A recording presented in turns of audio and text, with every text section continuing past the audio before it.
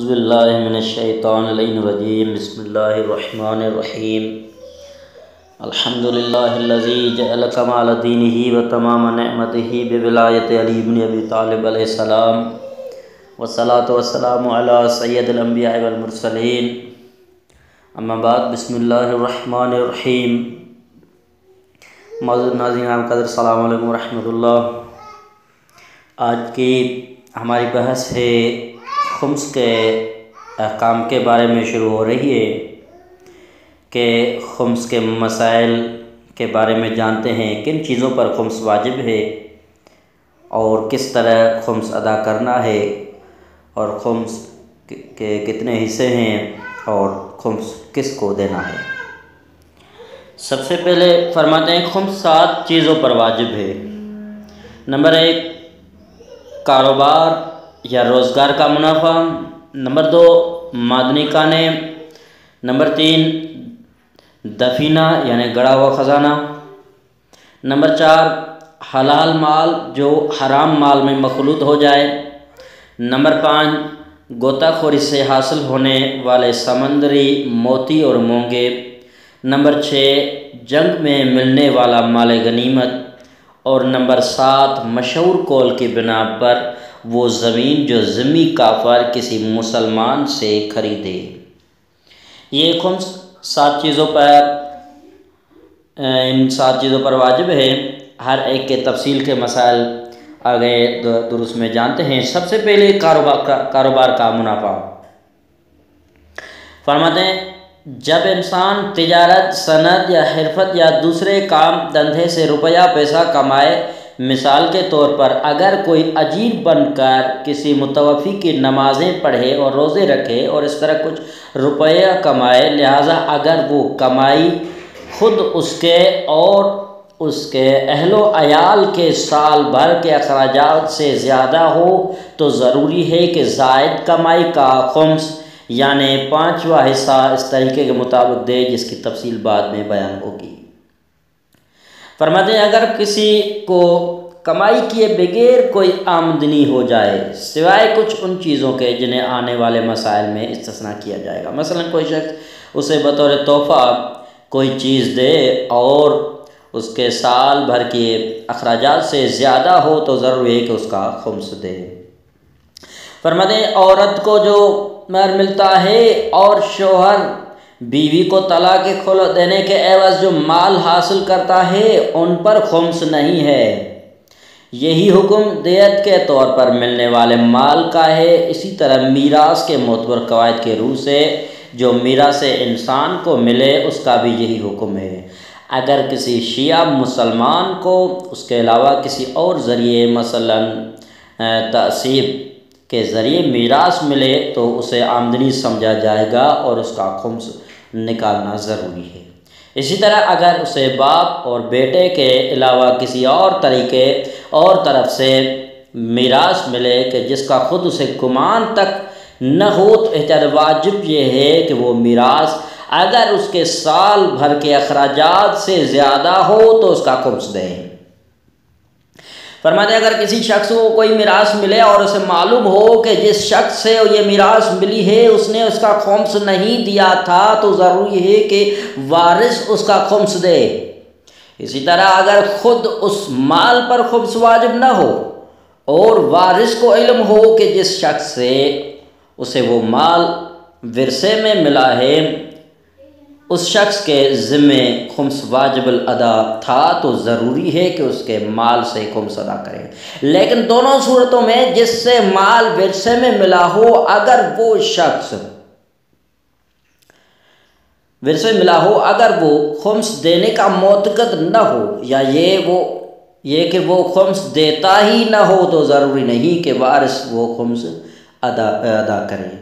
جو اس شخص پر واجب تھا۔ فرماتے اگر کسی شخص نے کفایت شعاری کے سبب سال بھر کے اخراجات کے بعد کچھ رقم پس اندازی کی ہو تو ضروری ہے کہ اس کے بچت کا خمس ادا کرے۔ جس شخص کے تمام اخراجات کوئی دوسرا شخص برداشت کرتا ہو تو ضروری ہے جتنا مال اس کے ہاتھ آئے اس کا خمس دے۔ فرماتے ہیں اگر کوئی شخص اپنی جائیداد کچھ خاص افراد مثلاً اپنی اولاد کے لیے وقف کرے اور وہ لوگ اس جائیداد میں کھیتی باڑی و شجرکاری کرے اور اسے منافع کمائے، وہ کمائی ان کے سال بھر کے اخراجات سے زیادہ ہو تو ضروری ہے کہ اس کمائی کا خمس دیں۔ نیز یہ کہ اگر وہ کسی اور طریقے سے اس جائیداد سے نفع حاصل کرے، مثلاً اسے کرایہ یا ٹھیکے پر دے تو ضروری ہے کہ نفع کی جو مقدار ان کے سال بھر کے اخراجات سے زیادہ ہو اس کا خمس دیں۔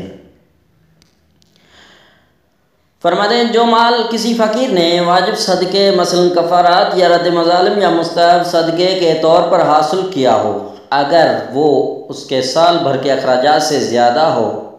یا جو مال اسے دیا گیا ہو سے اس نے نفع کمایا ہو، مثلاً اسے ایک ایسی درخت سے جو اسے دیا گیا ہو میوہ حاصل کیا ہو اور اس کے سال بھر کے اخراجات سے زیادہ ہو، احتیاط واجب بنا پر ضروری ہے کہ اس کا خمس دے۔ لیکن جو مال اسے خمس یا زکوٰۃ کا مستحق سمجھ کر دیا گیا ہو تو ضرور نہیں کہ اس اصلی مال کا خمس دے۔ ہاں اگر اس سے کچھ منافع حاصل ہوا ہو جو سال بھر کے اخراجات کے بچ گیا ہو تو اس کا خمس ادا کرنا ضروری ہے۔ فرماتے ہیں اگر کوئی شخص ایسی رقم سے کوئی چیز خریدے جس کا خمس نہ دیا گیا ہو، یعنی بیچنے والے سے کہے کہ میں یہ چیز اس رقم سے خرید رہا ہوں، اگر بیچنے والا شیعہ اثناعشری ہو تو ظاہر یہ ہے کہ کل مال کے متعلق معاملہ درست ہے اور خمس کا تعلق اس چیز سے ہوتا ہے جو اس نے رقم سے خریدی ہے۔ اس معاملے میں حاکم شرع کی اجازت اور دستخط کی ضرورت نہیں ہے۔ اگر کوئی شخص کوئی چیز خریدے اور معاملہ طے کرنے کے بعد اس کی قیمت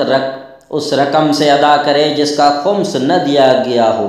تو جو معاملہ اس نے کیا ہے وہ صحیح ہے، اور جو رقم اس نے فروشندے کو دی ہے اس کے خمس کے لیے وہ خمس کے مستحقین کا مقروض ہے۔ فرماتے اگر کوئی شیعہ اثناعشری مسلمان کوئی ایسا مال خریدے جس کا خمس نہ دیا گیا ہو تو اس کا خمس بیچنے والے کی ذمہ داری ہے اور خریدار کے کچھ ذمہ نہیں ہے۔ اگر کوئی شخص کسی شیعہ اثناعشری مسلمان کو کوئی ایسی چیز بطور عطیہ دے جس کا خمس نہ دیا گیا ہو تو اس کے خمس کی ادائیگی ذمہ داری عطیہ دینے والے پر ہے، جس شخص کو عطیہ دیا گیا ہو اس کے ذمہ کچھ نہیں ہے۔ اگر انسان کو کسی کافر سے یا ایسے شخص سے جو خمس دینے پر اعتقاد نہ رکھتا ہو کوئی مال ملے تو اس مال کا خمس دینا واجب نہیں ہے۔ فرماتے تاجر، دکاندار، کاریگر اور اس قسم کے دوسرے لوگوں کے لیے ضروری ہے کہ اس وقت سے جب انہوں نے کاروبار یا کام شروع کیا ہو 1 سال گزر جائے تو جو کچھ اس کے سال بھر کے اخراجات سے زیادہ ہو اس کا خمس دیں۔ یہی حکم مجالس پڑھنے والے ذاکر وغیرہ کا ہے، چاہے اسے سال کے مخصوص ایام میں ہی آمدنی ہوئی ہو، جبکہ اس کی آمدنی سالانہ اخراجات کا ایک بڑا حصہ ادا کر رہی ہو جو کسی شخص کا دھندے سے کمائی نہ کرتا ہو تاکہ اس کے ذریعے سے اپنے اخراجات ادا کرے، بلکہ لوگوں یا حکومت کی مدد پر اس کا گزارا ہو۔ اسے اتفاقاً کوئی نفع حاصل ہو جائے تو جب اسے یہ نفع ملے اس وقت سے 1 سال گزرنے کے بعد جتنی مقدار اس کے سال بھر کے اخراجات سے زیادہ ہو ضروری ہے کہ خمس دے۔